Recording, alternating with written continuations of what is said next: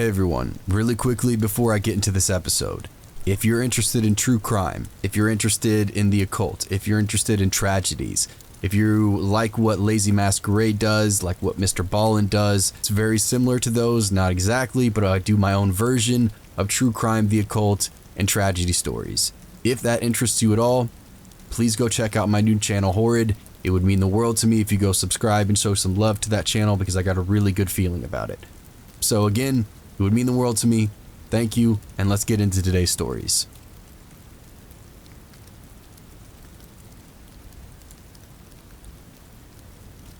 Years ago, I moved from a very small town to a remote valley out in the middle of nowhere, surrounded by a national forest and not too many neighbors.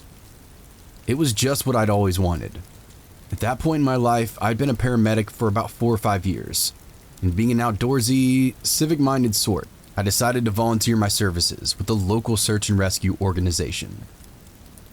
For being such a tiny, poorly underfunded organization, we were surprisingly busy in the 9 years that I was with them.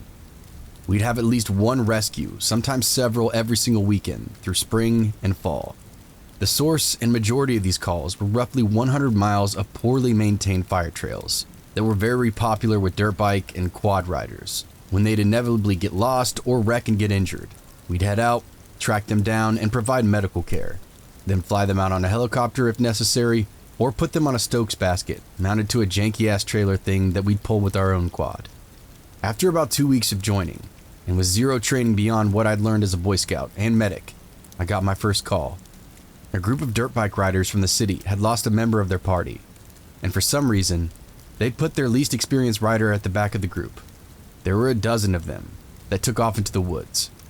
When they returned to the trailhead 4 hours later, the inexperienced guy was missing. They set out again and looked for him for 4 or 5 hours, then gave up and called 911. The time interval from the initial 911 call until we had a squad assembled at the trailhead was pretty impressive. No more than 20 minutes or so. But we were already 8 or 9 hours behind the ball. We did a very quick briefing, distributed maps, divided into teams, and then set off. They put me on a quad with the most experienced guy as we headed out. The plan was for each 2 to 3 people teams to take one of the longer trails that ring the place. Then after searching those, we'd systematically work out another way into the shorter, maze-like trails that made up the interior. This was to be a hasty search. None of that grid search crap. Just riding around looking for clues. I don't really know what I'd expected. Maybe a few dirt roads through the woods or something.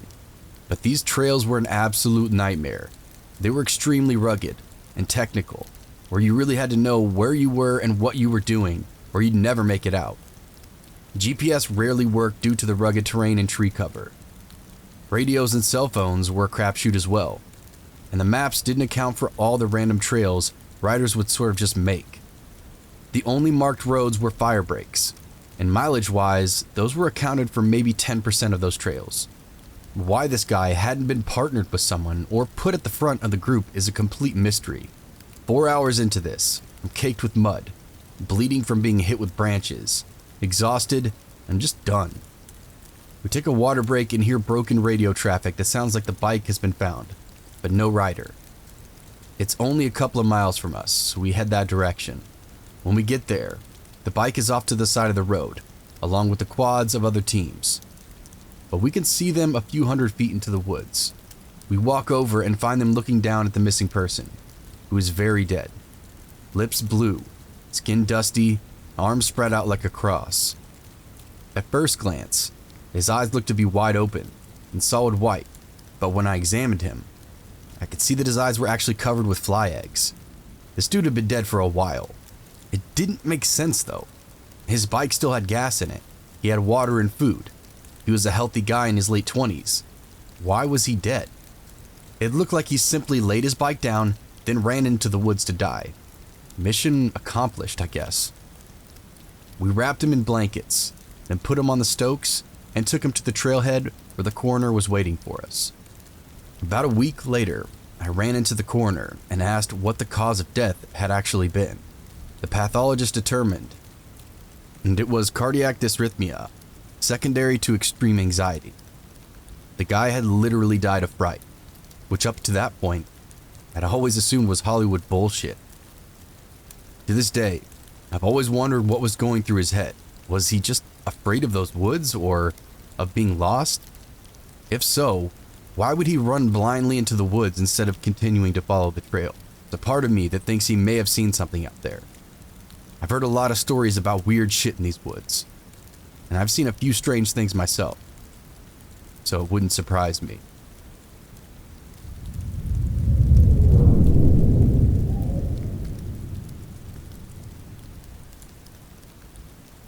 When I was young, it took about half an hour by bike to get to school. There was a bus, but the bus cost money. I didn't want to ask my parents for bus money all the time. Money was kind of a taboo subject back then in our family, so I was happy to go to school by bicycle. The route to school was simple enough. There was a river flowing halfway through the route, from east to west.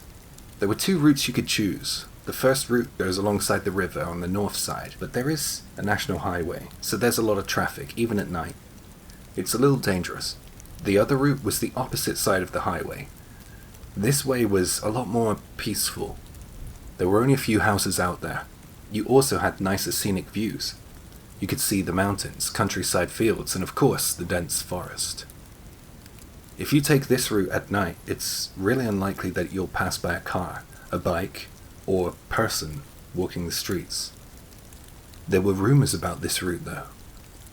Some people said that ghosts appeared on that route.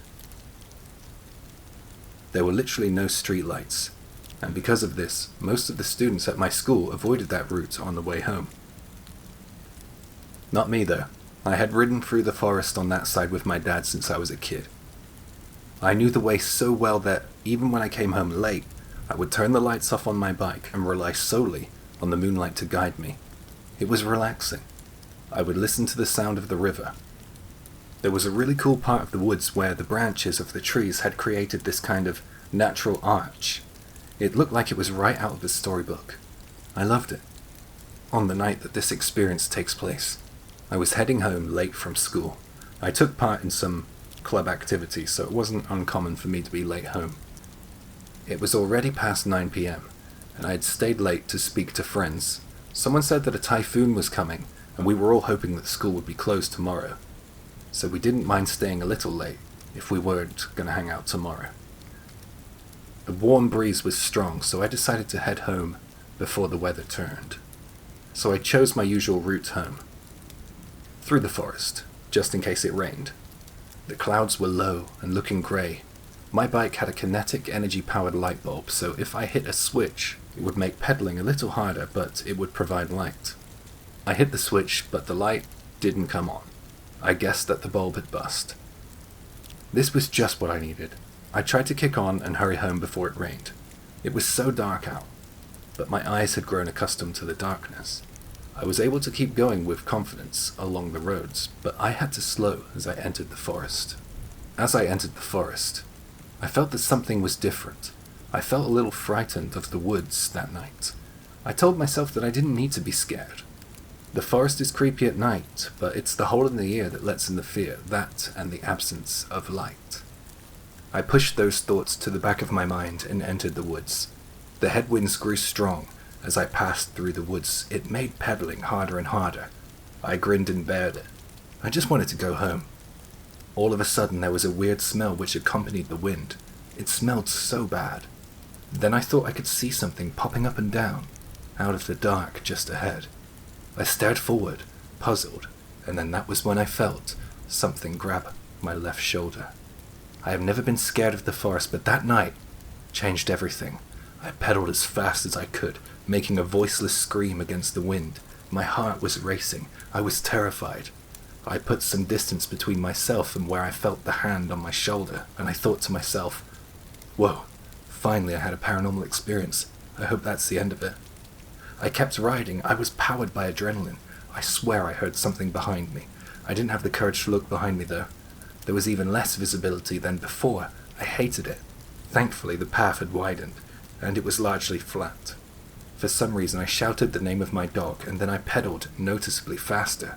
I got through the forest, and I began to see the welcome sight of neighboring houses through the branches in the trees.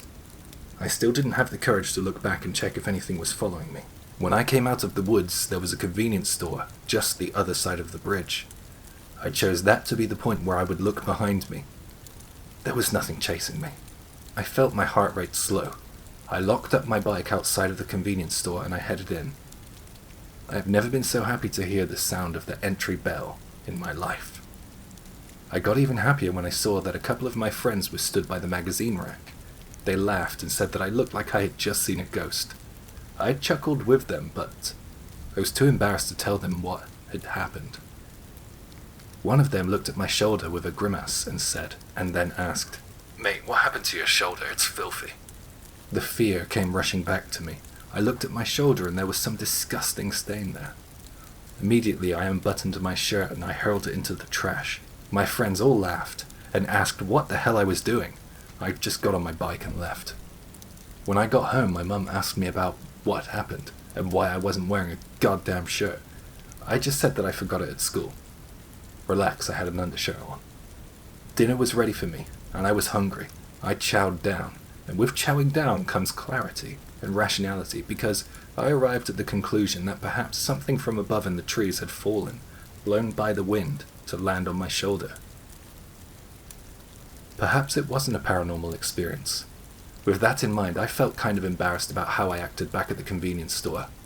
I was a little scared, so I got my big sister and the dog to stay in my room that night. Unfortunately, school wasn't closed the next day. The typhoon didn't hit our area, so I had to go to school. However, thanks to my canine best friend, I was able to sleep, and sleep well. When I woke up, I had started to think that I had created a scene out of nothing. The embarrassment hadn't faded. I had breakfast with my family, grabbed an umbrella, and headed to school. I chose the other route to school that morning. I took a look at the forest when I got to the bridge, and it didn't look that daunting, but still I didn't want to go in there. On that day during lunch, I heard a story. I heard something that would justify my fears out there in the dark woods. I wasn't the only one who had an encounter out in the forest. There was a boy at school who was delivering newspapers. He was a couple of years older than me and my friend group, but my sister knew him. Anyway, his job was to deliver newspapers in our area, and a small village just beyond the edge of the forest. So like me, he used the forest to get to and from his newspaper route. He would make these deliveries early, like really early. He was out on his bike delivering at 5:30 a.m., up at the crack of dawn. He headed through the woods as usual and stopped still in his tracks when he saw a body swinging in the morning breeze. The body's neck hung crooked from a tree limb. This is where mine and his stories crossed paths, because I don't think I was grabbed on the shoulder that night. No. I think it was the clatter of some dangling foot that brushed my shoulder. I do not know if the individual who chose to take their life could have been saved at that point, but there is one thing I do know. Had the light on my bicycle worked, I might have been able to do something to save them, if it wasn't too late. I think about that night more than I'd like to admit. Yeah. If the light was working, maybe things would have been different. I never go through the forest these days.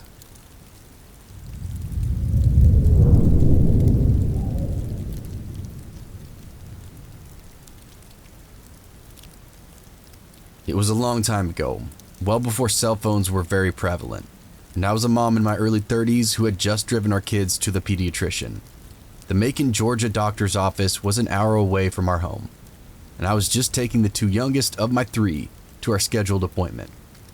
Because we lived so far away, the offices always gave us the last two appointments of the day, and we were grateful for that. The doctor had just built a new building off a fresh spur of the highway, so the location itself was great, isolated in every direction, but it was a very nice facility compared to his old spot by the hospital. His new building was also pretty far back on the new lot, and my car, a black Jeep Cherokee that we just owned for about 2 years, was only one of only 4 or 5 cars in the parking lot when we arrived. I parked near the front door and removed the kids from their car seats, and for the next hour or so, we waited. Then we saw the doctor, paid, and exited back outside. Mine was the only car left in the lot, so as I loaded the children in their car seats for our trip home, the receptionist locked the front doors, and my car somehow, of course, wouldn't start when I turned the key. There was just an odd clicking noise. Gathering the children once again, I knocked on the door until someone allowed us back inside, and I asked to borrow their phone to call a nearby garage for service. I found one in the phone book, and the man said that he would come, but it might be a little bit. I told him my location and left to go back out to the car. I rolled down all of our windows, loaded the children back into their seats, and waited. Soon, we watched as all the lights were turned out in the building and everyone left, their cars departing one by one from the building behind somewhere, leaving us now completely alone inside that parking lot. It was still light, and I spent a lot of that time trying to tend to the children, digging through our car for snacks and a bottle, making sure that they weren't all getting too hot. Although the service station attendant said that it was probably going to be a while, I was pleasantly surprised when a truck pulled into the empty parking lot pretty soon after, and a man got out of his pickup, smiled and nodded to me, and said he was going to raise the hood. He was middle-aged and a bit scruffy, but quite frankly, many gas station attendants sometimes look that way, especially at the end of the day, and I was grateful for when he began doing something under the hood almost immediately. I sat down again in the driver's seat with the door open, waiting for him to tell me to try the engine. But he seemed to be taking a long time checking the connections. I longed for him to just grab the jumper cables, yet he never did. Without getting out of the car, I asked him what he thought was wrong, and he said, "Oh, it's just a loose wire, not the battery," and continued whatever he was doing. I couldn't see his face at all from where I was sitting, but his hands were slightly visible through that long horizontal slit between the windshield and the raised hood. More than once, he said it was merely a loose wire, and if I would just come up here really quick, he would show me which one it was, so that it wouldn't happen again. I remember smiling and just shaking my head, saying that sadly there was no reason to show me anything. I didn't know anything about cars. I just thanked him and continued to stay in the driver's seat. Again, just waiting for that signal to try to start the engine, that I was sure was coming at any moment. At one point, I remember thinking that he was definitely flirting as he spoke, but I was trying above all to be polite and kind, as he was indeed helping us. We were hot and tired and miserable, and truthfully, I was distracted with the kids. Oddly enough, he started to sound a little frustrated with me because I wouldn't come up there. I remember thinking that I certainly didn't want to make him mad, or he left us there all alone, especially with the sun sinking so quickly. And then, the strangest thing happened.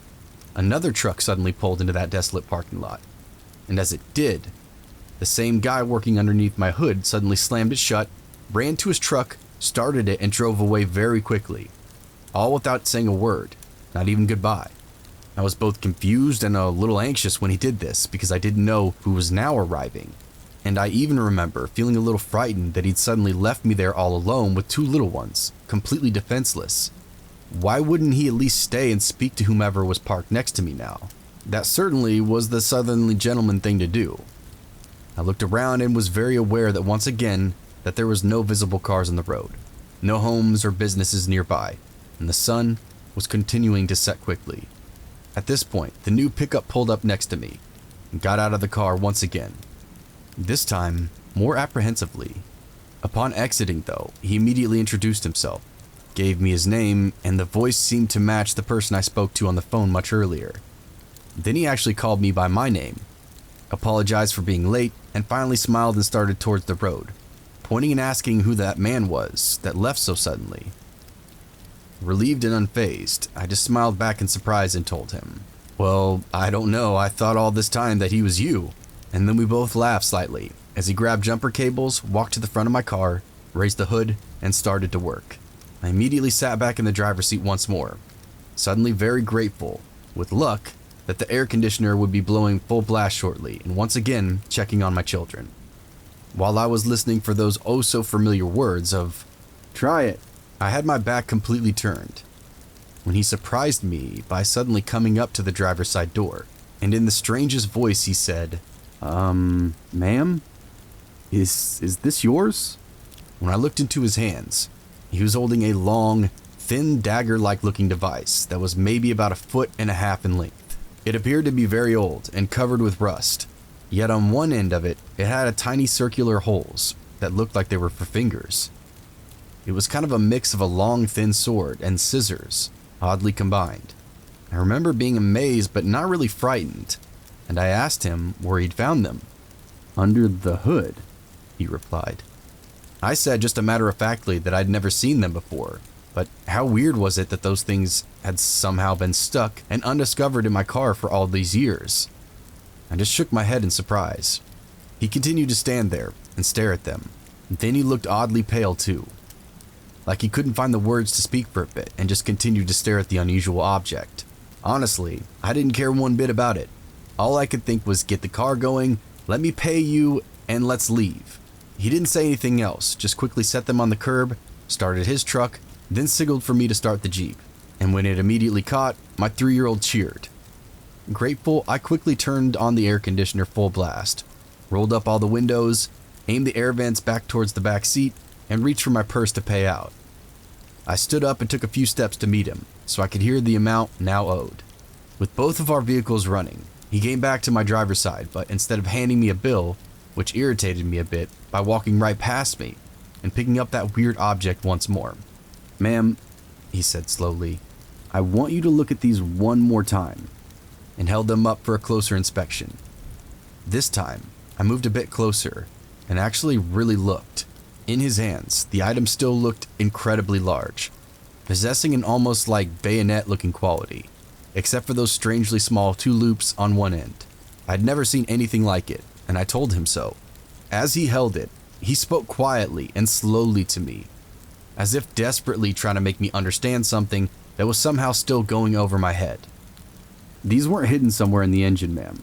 They hadn't been there very long at all, because they were sitting right on top. They must have just been put there." I shook my head and half smiled as I said, "But they're obviously very old and rusty," to which he pointed more closely and replied, "Yeah, but see how sharp they are? These look like they've just been sharpened." And when I looked down, he was right. The skinny dagger-like shape was unusual, but by far the oddest quality was just how sharp it actually appeared to be. The edges at the tip where the rust had been were removed and gleaming with silver. As I paid him, his final words to me were, "Ma'am, I don't know what was about to happen here, but I'm really glad I pulled up when I did." He quietly thanked me while taking the payment, told me that I probably needed to call the police when I got home, then asked me where I wanted the item. I didn't want to touch it, didn't want to take it at all, but I released the back window so he could place it inside.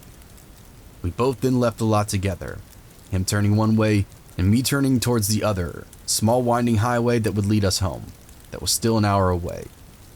I did indeed contact the Macon police the moment that we arrived home.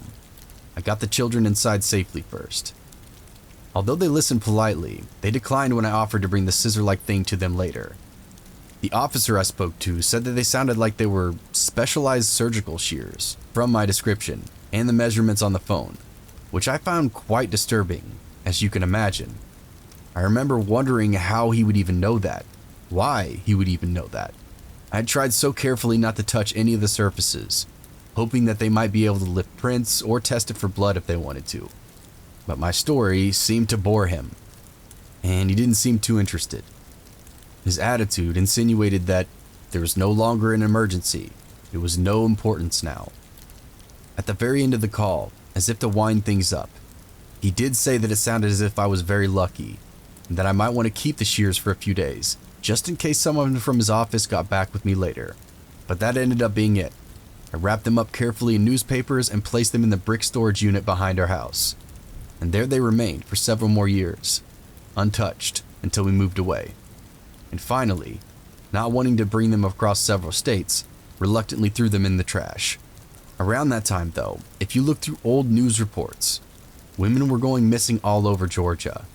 Some bodies were eventually found, and others remain missing to this very day. I've often wondered what would have happened to me if that service station attendant hadn't arrived when he did. If my children would still have a mother. If I would still have a son and daughter. I guess I'll never know, but I learned something very important about myself that day. I'd always felt that I was pretty aware of my surroundings. I was pretty good at reading people and keeping myself and family safe, but because I was exhausted and tired and hot and stranded in a different city, my common sense and intelligence simply left me for a bit and wasn't completely working at that time. Many of my friends and family still think that our car trouble that day and my lack of awareness could have easily cost us our lives.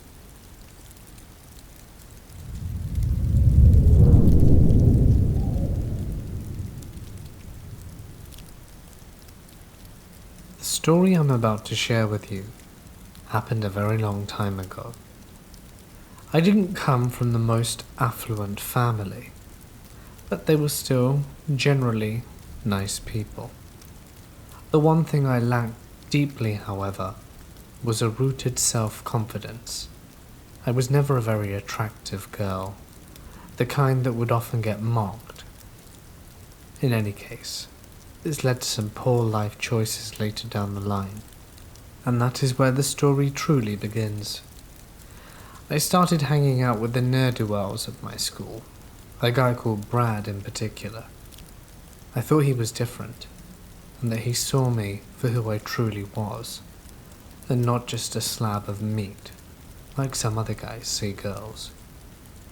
However, Brad had certain vices, but nonetheless, I was infatuated, and I wanted to be with him.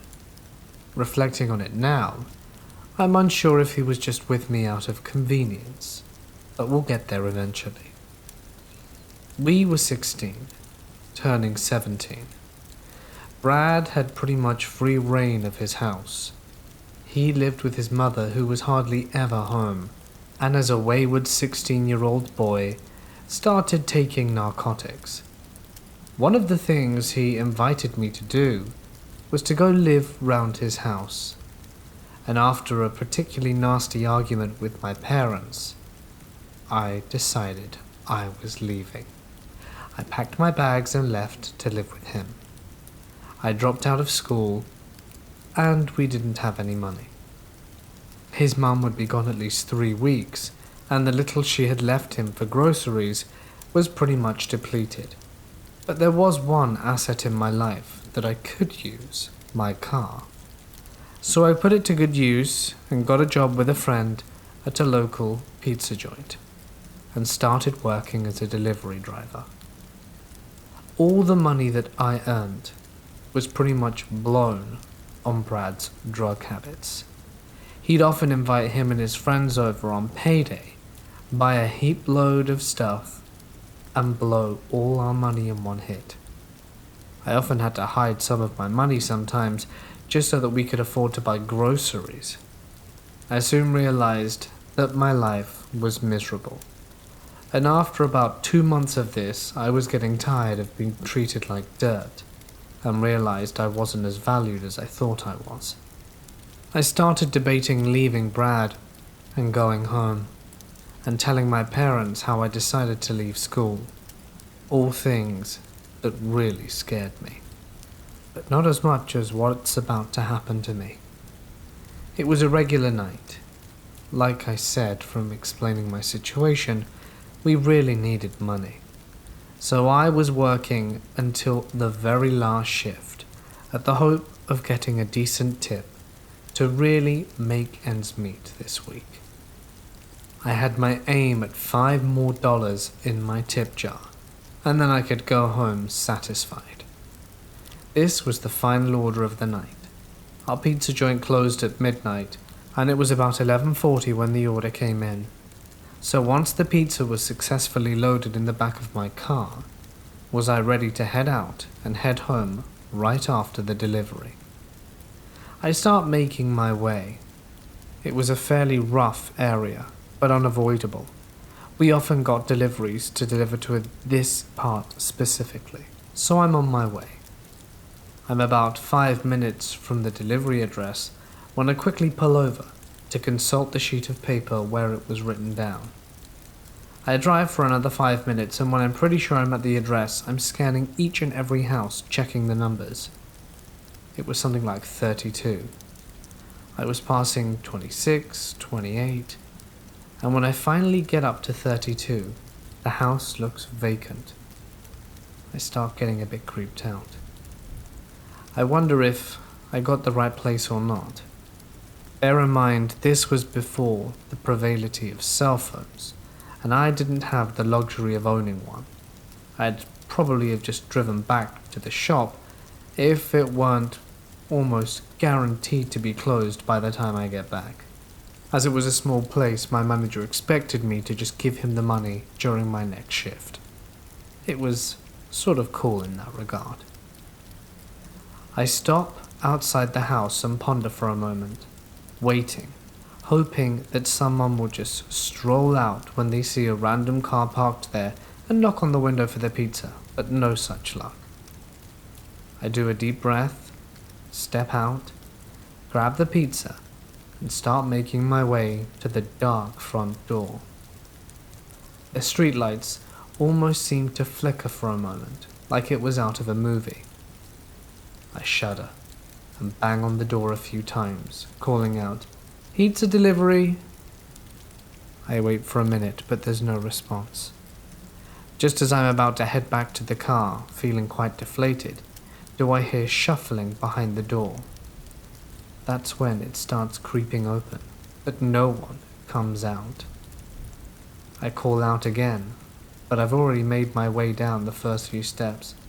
"Hi, I'm here to deliver your pizza." Nothing. I wait a little while longer to see if anyone's gonna come out, and that's when I hear it. What sounds like a scream come from the upstairs part of the house. I look up and don't see anyone. At this point I think I'm gonna wet my pants, so just as I'm about to run, does the door open fully, and there's a man there in nothing but socks and underpants. He gives me this most horrific looking grin and starts walking towards me. Bear in mind how poor I am. I really wanted to run, but I also wanted that tip desperately. So I stood there as he approached me and grabbed the pizzas with a friendly smile. He said in a very cold voice, "I'll be back in a sec with the money." I thought deep down that perhaps this had just been a misunderstanding. Maybe he was nice underneath it all, I told myself. That's when out of the bushes nearby jumped 3 dudes wearing ski masks. They all started screaming at me to give the money, but I told them I didn't have any money. They started yelling at me and telling me to move it into the house. This had been some kind of setup. Just before I reach the entrance, does one of the guys stop and pull me back. "Brenda?" He removes his mask, lowers it, and I see it's one of the guys that Brad is always hanging out with. His name was Mark. I just about crapped my pants. I asked him what the hell he was doing and why he was doing that, and he tried to explain that he just needed a little cash and thought he'd get a pizza for free, you know, and tried giving me all this spiel. These were the kind of guys my boyfriend, darling boyfriend, was with all the time. One of the guys who was blowing all our funds on all kinds of illegal stuff. I kind of laughed it off, more out of fear than anything. They never paid me for the pizza, but I didn't care. When I got back home, Brad was asleep, passed out from being high, I'm sure. I gathered my stuff and left. Nearly being robbed, or worse, was the wake-up call I needed to realize I needed to get my life together. So I did.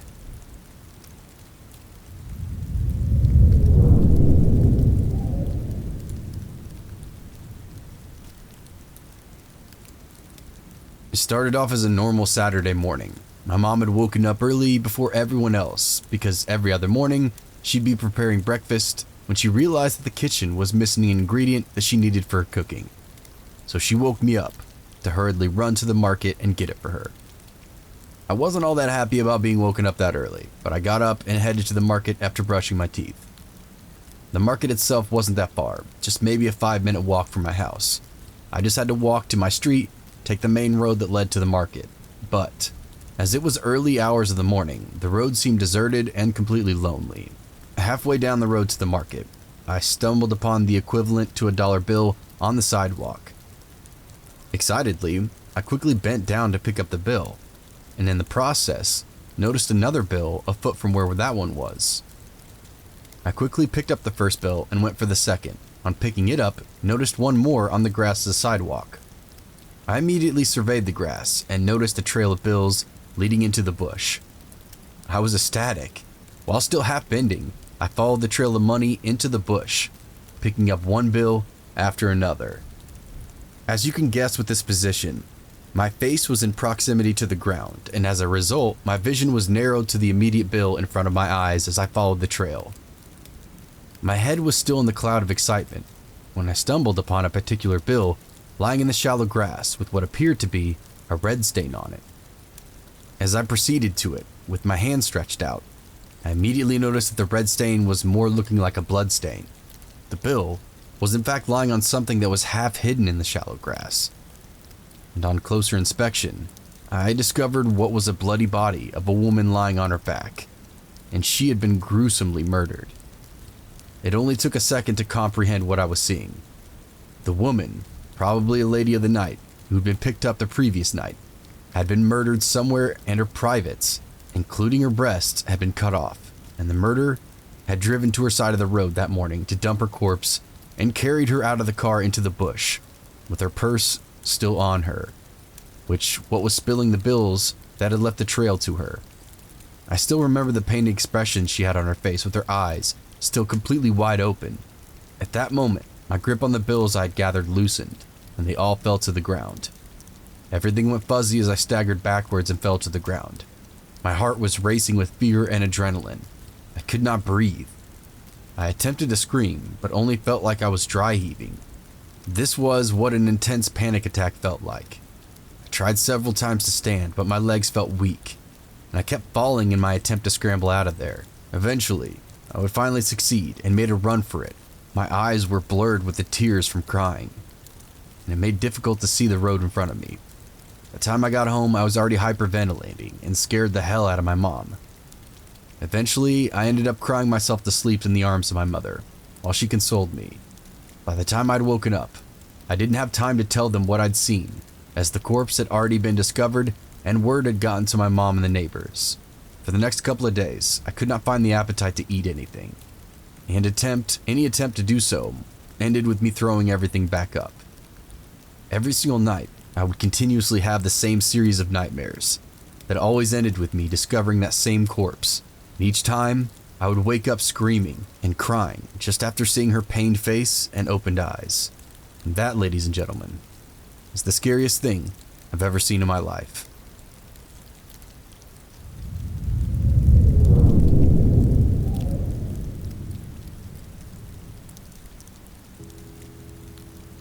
Hey everyone, thanks for listening if you stuck around at this point. If you haven't yet, please hit the like button, the subscribe button, and that notification bell to be notified when future episodes come out. If you have a true scary story of your own, feel free to send it to my email or post it to my subreddit. You can stalk me on Twitter, you can stalk me on Facebook, or you can also stalk me on Instagram. All these links are below. What's up everybody? What's going on? Hope you're having a great Tuesday. I'm actually feeling pretty productive. Got some shit done. Gonna get another short done here really quickly for this channel. Gonna get a short done for Horrid. I